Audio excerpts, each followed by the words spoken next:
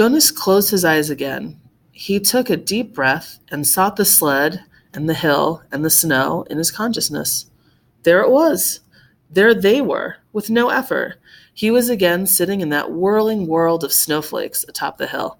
Jonas grinned with delight and blew his own steamy breath into view. Then, as he had been instructed, he looked down.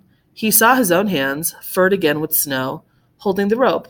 He saw his legs and moved them aside for a glimpse of the sled beneath. Dumbfounded, he stared at it.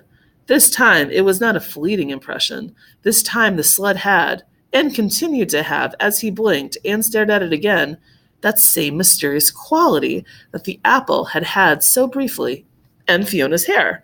The sled did not change. It simply was whatever the thing was. Jonas opened his eyes and was still in the bed. The giver was watching him curiously. Yes, Jonas said slowly. I saw it in the sled.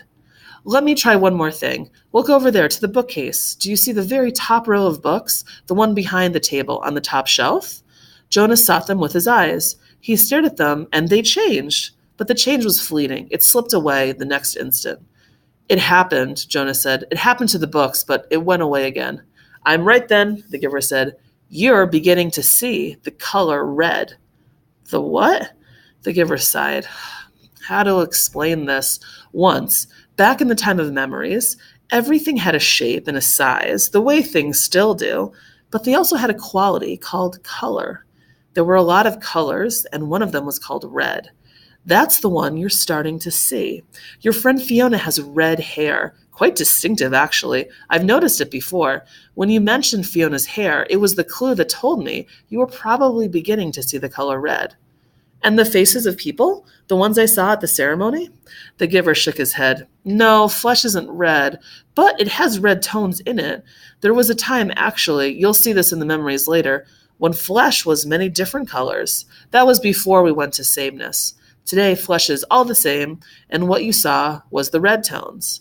Probably when you saw the faces take on color, it wasn't as deep or vibrant as the apple or your friend's hair. The giver chuckled suddenly. We've never completely mastered sameness. I suppose the genetic scientists are still hard at work trying to work the kinks out. Hair like Fiona's must drive them crazy. Jonas listened, trying hard to comprehend. And the sled, he said? It had that same thing, the color red, but it didn't change, Giver. It just was. Because it's from a memory when the time when color was. It was so, I wish the language were more precise. The red was so beautiful. The giver nodded. It is. And you see it all the time? I see all of them, all the colors. Will I? Of course. When you receive the memories, you have the capacity to see beyond. You'll gain wisdom then, along with colors, and lots more. Jonas wasn't interested just then in wisdom. It was the colors that fascinated him. Why can't everyone see them? Why did colors disappear? The giver shrugged. Our people made that choice, the choice to go to sameness. Before my time, before the previous time, back and back and back, we relinquished color when we relinquished sunshine and did away with differences. He thought for a moment. We gained control of many things, but we had to let go of others. We shouldn't have, Jonas said fiercely. The giver looked startled at the certainty of Jonas's reaction. Then he smiled wryly. You've come very quickly to that conclusion, he said. It took me many years. Maybe your wisdom will come much more quickly than mine.